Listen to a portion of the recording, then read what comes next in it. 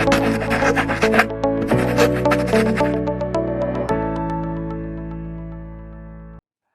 and welcome back to the Canary Chat channel.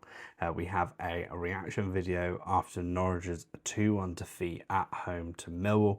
Unfortunately, I couldn't be there today, but did manage to watch it with some, I'd argue, quite biased commentary from Sky. But yeah, let's kind of go through the game, dissect it. We've got player ratings as well, and just kind of get kind of the initial reaction to the game. So lineup was basically what we expected. I think I went with Diallo left wing back rather than Schlupp, but Schlupp got the nod ahead of him.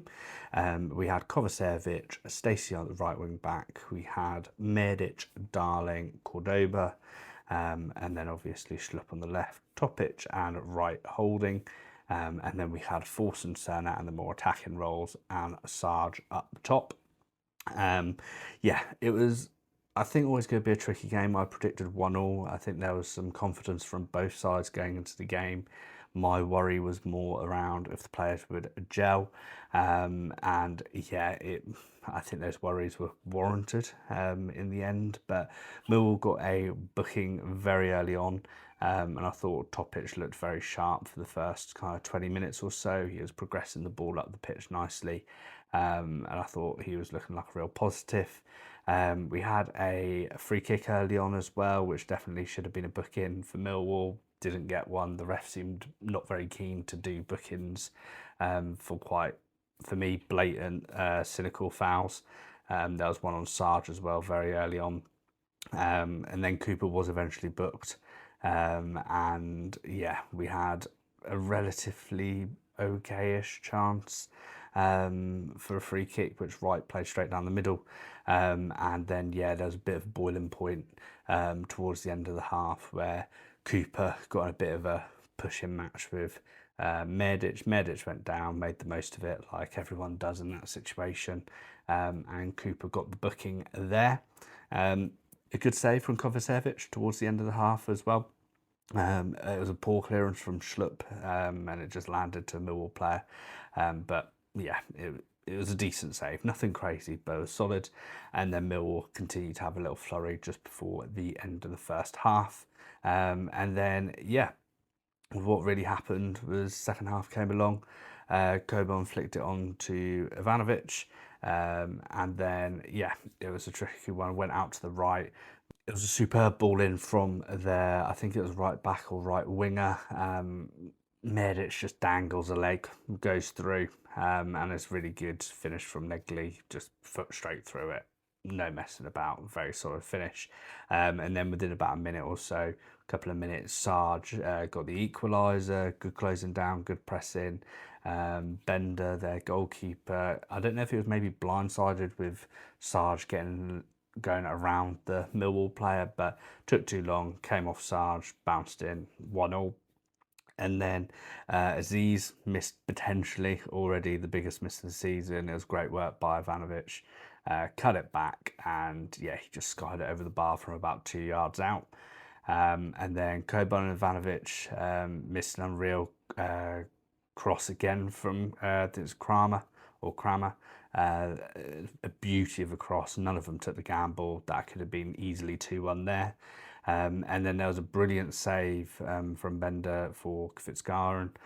He came in, little toe poke at the back post from across, and it was a very good very good save, should I say, from Bender to smuggle the ball there.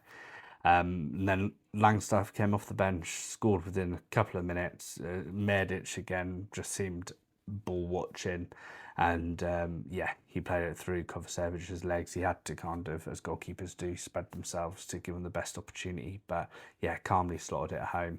And yeah, the record is finally done. I think it was 1968 or something that we had been unbeaten at home against Millwall. That record kept on being talked about and kept on being brought up, which very much felt like is the omen there to be broken. Records are there to be broken, and today it has. It's disappointing, to be honest. It felt a bit disjointed at the back in regards to responsibilities. Weren't necessarily hugely quick through the thirds, through the progressive start. So I thought there was really signs in the first 20 minutes where Topic was picking it up, running forwards with it. There was a good kind of triangle that came from, I think it might have been potentially right onto Sarge, onto Stacey. That looked really sharp. But yeah, it then just kept on disappearing and nothing was really done to change the game. I think maybe because we had equalised so quickly after, we didn't change formation or anything like that to chase the game. I thought Fitzgoran came on, looked sharp, looked really good. And yeah, it just felt lackluster. I think there was a lot of hype around this game, potentially like the start of something new. So many new players coming in, and so many new kind of faces to see what exactly they can bring. And to be honest, yeah, it just didn't seem to have a cutting edge. We weren't playing it around the back as much as we have done in previous seasons. We were going along a bit more, but again, nothing was really sticking. There didn't seem to be the support around Sarge or people around Sarge that if he did bring it down to really help influence the game.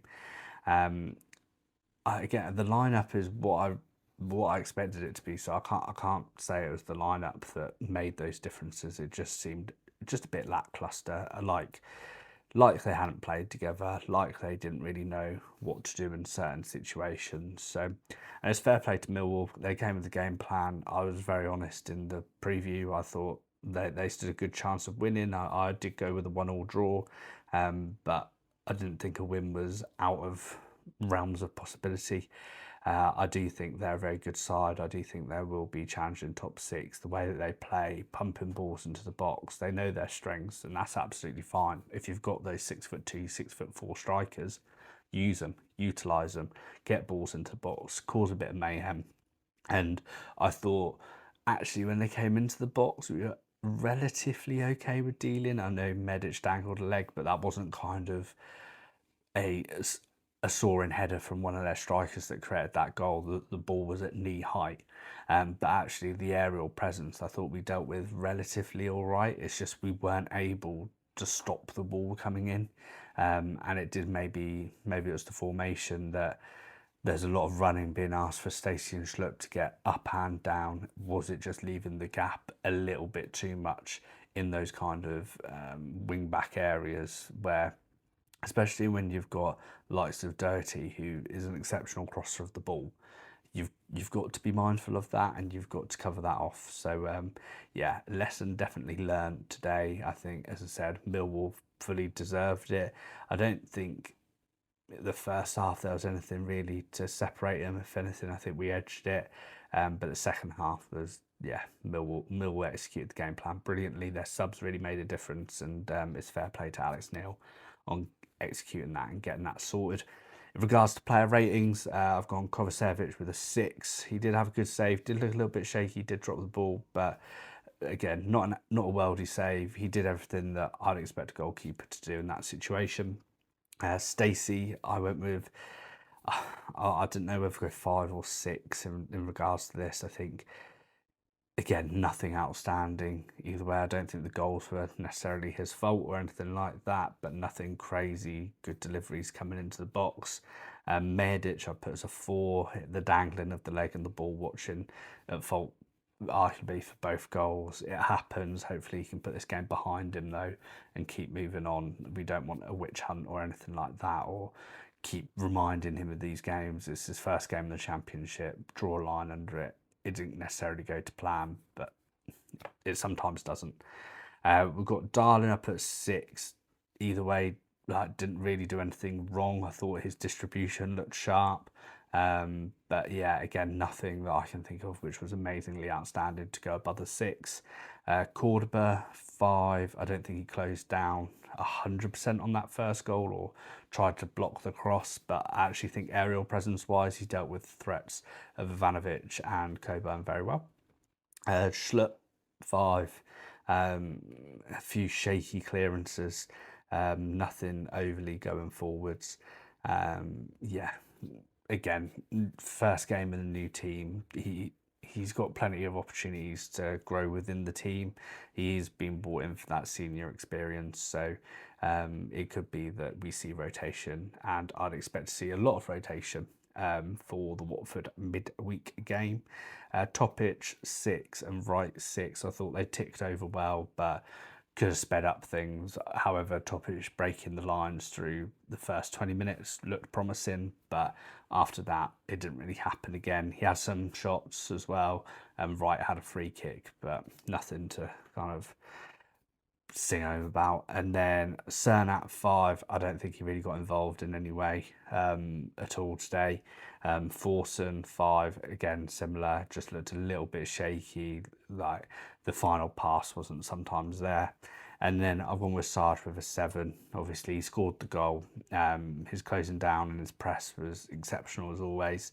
In regards to carrying the ball, helping the team out, I think he also did that. There's quite a few runs that he picked up from about 20-30 yards in his own half and managed to get it all the way up the pitch to relieve a bit of pressure. So I went with Sarge with 7. But all in all, I'm hoping this is just kind of the start of things and that we can progress from here.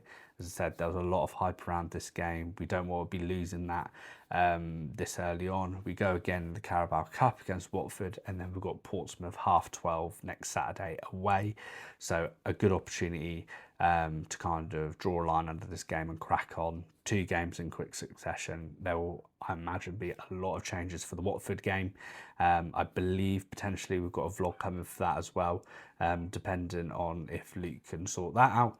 And then, yeah, if you enjoyed the video, leave a like and subscribe. Not the result we wanted, but if you want to support the channel, mean the absolute world. And we'll see you in the next video.